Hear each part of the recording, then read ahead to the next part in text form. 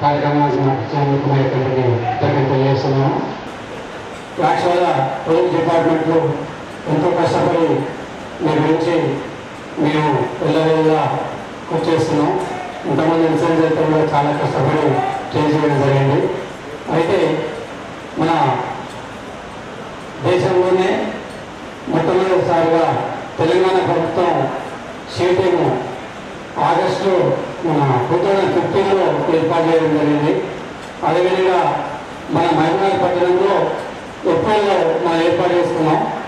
అప్పటి నుంచి ఇప్పటి వరకు షీటింగ్లో ఒక ఎస్ఐ గారు, 2 ఉమెన్ పీసీలు, 3 కానిస్టేబుల్ పనిచేస్తున్నారు.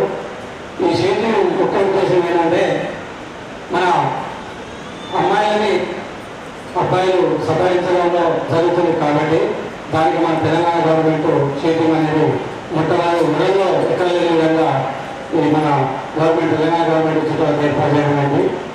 అయితే దీంట్లో కొన్ని విషయాలు చెప్తాను, కొంచెం అవి మాత్రం కేర్ఫుల్ ఉండండి. ఎవరైనా సరే మనకు అబ్బాయి ఉన్న విధంగా మనకు సతాయిస్తుంది అనుకున్నాం. ఎగ్జాంపుల్ సెల్ ఫోన్ కానీ, తర్వాత వాట్సాప్ కానీ, ఫేస్బుక్ కానీ. అయితే దాంట్లో మీరు చేయాల్సిన పని ఏంటంటే కనీసం మాకు అతని యొక్క ఫోన్ నెంబర్ మాకు ఇస్తే మేమే మా షెడ్యూల్ వచ్చి అతను ఏమంటే ఒక అబ్జర్వ్ చేసి తర్వాత మేము ఆ టైం అనేది అతను ఏ విధంగా ఫాలో అవుతుందో ఏ విధంగా మోటివేట్ చేస్తున్నా అనేది దాని ప్రకారం మా షెడ్యూల్ ఉండి ఒక 1 వీక్ అబ్జర్వ్ చేసి ఓన్లీ వీడియో ద్వారా అవన్నీ మేము రికార్డ్ చేయడం జరుగుతుంది.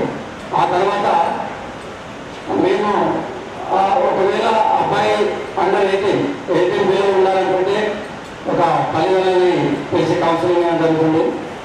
అదే ఎప్పుడు ఉంటే మాత్రం కేసు పెట్టడం జరిగింది. ఇప్పటికీ మహబూబాబాద్ పట్టణంలో 14 కేసులు చేసినాం సార్. అదేవిధంగా 92 మందికి కౌన్సిలింగ్ చేయడం జరిగింది. Only schedule. ఎందుకంటే వాళ్ళ కౌన్సిలింగ్ ఎందుకు ఇస్తున్నామంటే వాళ్ళ అండర్ 18లో ఉంటున్నది మన భవిష్యత్తుని ఖరాబ్ చేయొద్దనే ఉద్దేశంతో వాళ్ళకి కౌన్సిలింగ్ చేయడం జరిగింది సార్.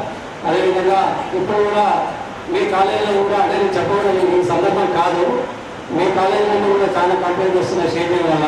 అందుకే ఈరోజు మీ అందరికీ చెప్దామని ఉద్దేశంగా వచ్చాను సార్. అయితే ఇప్పుడు అమ్మాయిలో ఒకవేళ సెల్ ఫోన్లో సతాయించినప్పుడు 354 కింద ఐపీసీ కింద సెక్షన్ కింద అందరూ దానికి పాత్రలవుతారు వాళ్ళు ఎవరైతే సతాయిస్తారో. అదేవిధంగా పోక్సో చట్టం కింద కూడా మేము ఆల్రెడీ కేసు బుక్ చేస్తున్నాం.